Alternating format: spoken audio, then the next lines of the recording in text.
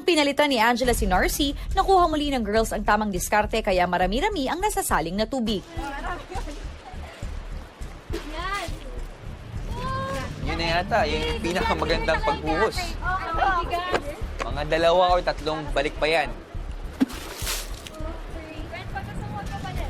Dapat slowly lang po talaga yung pagbigay ng tubig, tsaka focus sa ano mang ginagawa. Si Narcy muling sumali sa laro.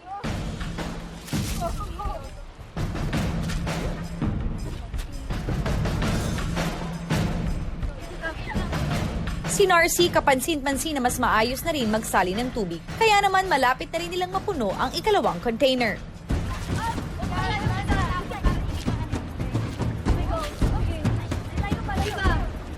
Siyempre po, iniisip lang din po namin yung manalo po. Kaya kinailangan lang po talaga namin na piliin yung pinaka nakakuha na talaga ng strategy para sa pagkuha ng tubig. Sa ikatlong container ay sina Angela, Gwen, Yen at Sheena ang nagpasahan. Magandang pasa.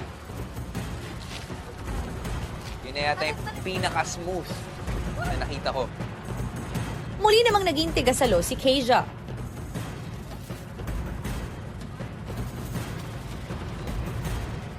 Tapon.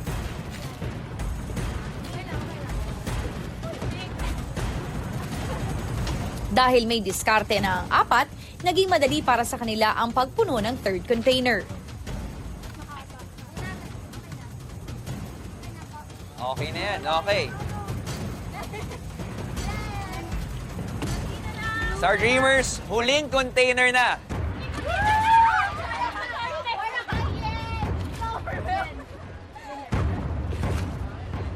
Ang girls ay sunod-sunod na ang paglipat ng tubig sa huling container.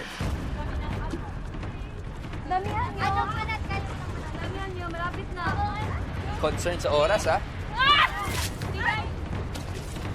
Mas maraming tubig, mas mahirap. Ngunit kahit mabilis ang apat na girls sa paglipat ng tubig, mabilis ring nauubos ang kanilang oras. Konting-konti na lang talaga yung buhangin dito. Siguro, meron na lamang kayong 10 minutes left to go. Ashley at Angela nagpalit na naman. Very challenging po yung part ko kasi ako po yung nagkukuha ng tubig. Ako po yung nag-a-adjust kung saan po pupunta yung tubig. Hanggang sa kaunti na lamang ang natitira sa hourglass timer ng Star Dreamers.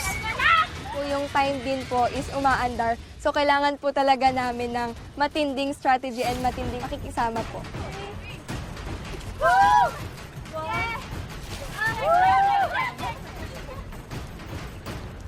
And that's it!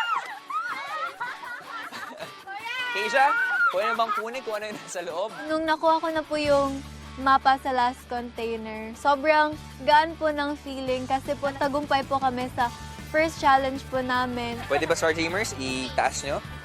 Team Star Dreamers, para sa challenge na to, nakuha nyo ang 3 labs, ang unang bahagi ng mapa at lahat ng mga pagkain ito.